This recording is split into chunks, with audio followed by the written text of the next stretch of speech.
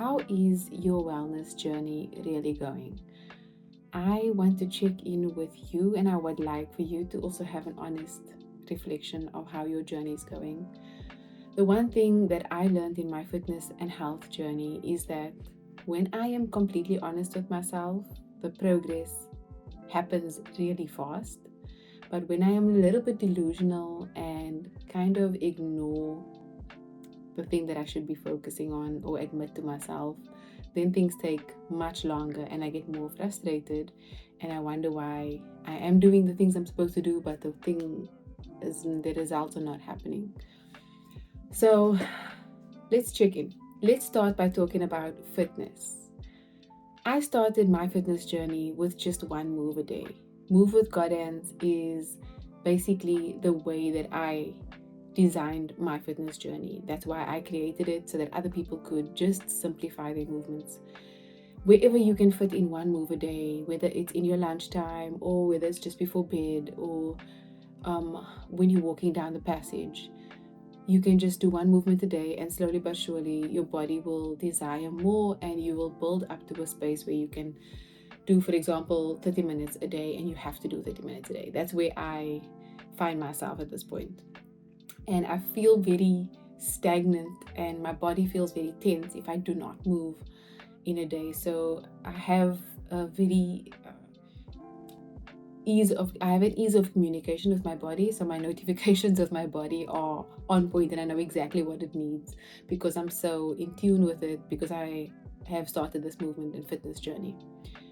And I know that sometimes it can be really tough to get back into things when you've been out of it for a while. So I was sick for about 3 weeks last month, and for 3 weeks I couldn't do anything because my symptoms were from my chest down, and you know that that's not the best time to be working out or putting your body under any more strain. It needs to rest, and I needed to do that for myself, and I couldn't move, couldn't do much. It was really tough for me, and that in the back of your mind is going to set you back in terms of the progress you've made to be consistent. So yes, it did do that for me, and I'm now at the point where it's very difficult for me to be as consistent as I used to be because it's now winter time in Cape Town where I stay, and it's very cold, and it only warms up about 3 hours into the day, and I usually wake up and work out in the morning. So it's been very tough for me to do that. And I also, some way I'm kicking myself because I'm like, why did I have to get sick? Why did I have to be out for 3 weeks? Why couldn't I just jump back in it again? And that is definitely not beneficial to me. So the thing I need to admit to myself at this point is that I need to firstly comfort myself for saying, like, for being sick. Like, I can't do anything about that. That is what it is. And I was sick and I got better. And, like, I'm very grateful that I am better and I'm able to talk normally and do things and be fit again, get back into my routine. So, firstly, I have to be compassionate with myself there. And then, secondly, I have to say to myself that I'm not lazy. My body is just not used to waking up this early and it being this cold and having to do things that I know is beneficial for me, but a lot of my body just wants to rest. Just to bear in mind, I got sick as the transition from autumn to winter was happening, and so it got extremely cold during that time, and usually I am very consistent with myself. Anyway, I have now gotten to the point where I'm forgiving myself for that. And I now understand that I just need to start once again with one movement a day.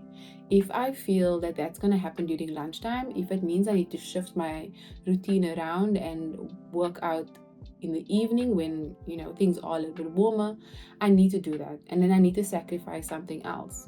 So usually I'd have a day where I finish work at a certain time and then I can relax in the evening. Now I have to shift that around, and I can take my time to ease myself into my day in the morning, and then I can do what I need to do for the day, and then work out in the evening. Now that takes also a lot of shifting around, and it takes a lot of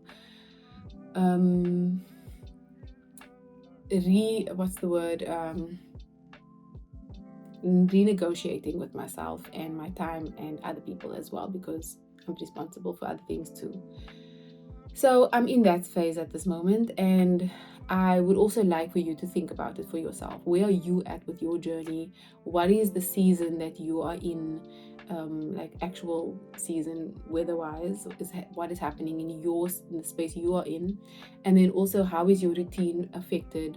Maybe you've gotten very very busy at this time, and your whole fitness routine has gone out the window. But what do you need to admit to yourself at this point that can help you to go forward?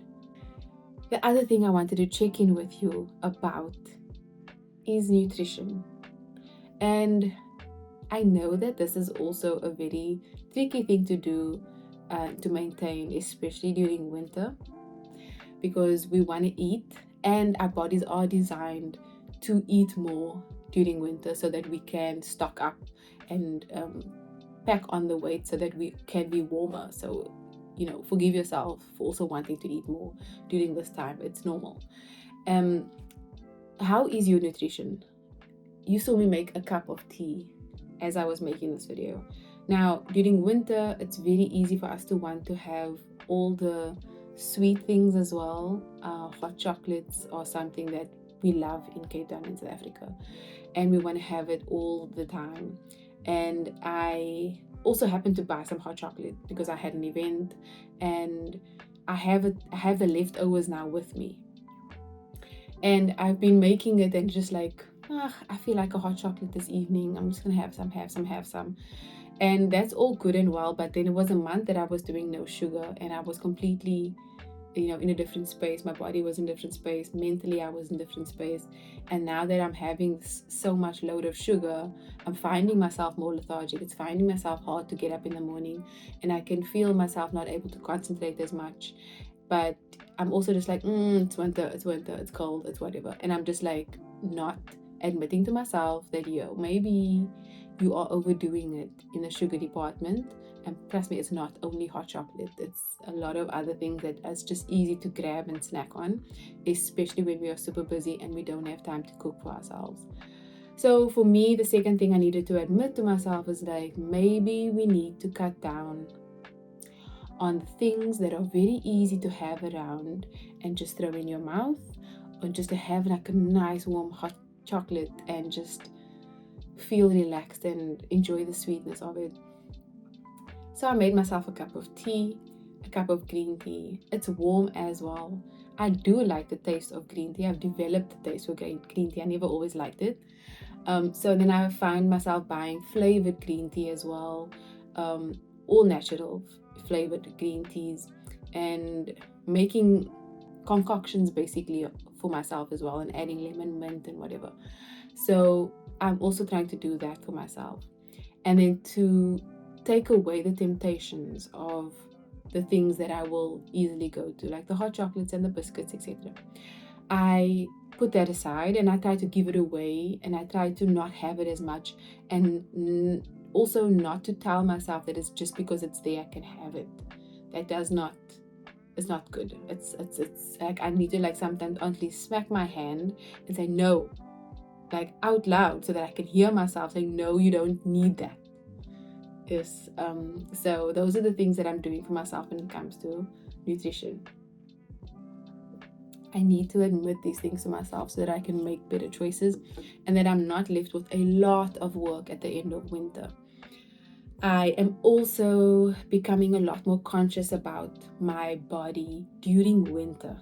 It's very easy for us to overlook the way that our bodies are actually looking and feeling during winter, because we cover up a lot and we are just like warm, and we don't really feel the rolls per se and feel all of those things that we can actually see more of when it's summertime, because we dress like that and we're like, oh, when did this happen, when did that happen, and we get all hyper about that. So I become more conscious about my body. So for example, when I do have to change or shower, and I become conscious of my body. I look at it, I see like what's going on with it. Is there something that has changed since summertime, and what is it, and how do I control my body looking the way it does until it needs to be shown off again. Until I have to wear less clothes basically for summertime. So those are the things that I do, and in no um, body conscious way, if I can put it that way. It's more about just keeping track of what is happening with my body and not so much like hating on my body. So for this video, I really just wanted to sit in reflection of our fitness and health journey. And I wanted to focus on the fitness and the nutrition side of things, because those are the two things that we mainly focus on when it comes to, our longevity and improving our health and fitness and our overall wellness. We'll definitely get into more things about wellness later on, but let's start with the things that we know are sometimes the most difficult to actually get going. So I hope that you sit in reflection as well, that you're honest with yourself on the things that you can improve on the things that you've been ignoring, and to help yourself write them down, see what they are, and do something about them. The only time you can do something about something is if you admit it to yourself, if you acknowledge what it is, then you can do something about it. Ignorance is bliss until a certain point, okay? Until you really decide, okay, actually I need to change something. I hope that you follow Move with Godance videos a little bit more and just focus on getting in touch with your body. And remember that your health starts with just one move.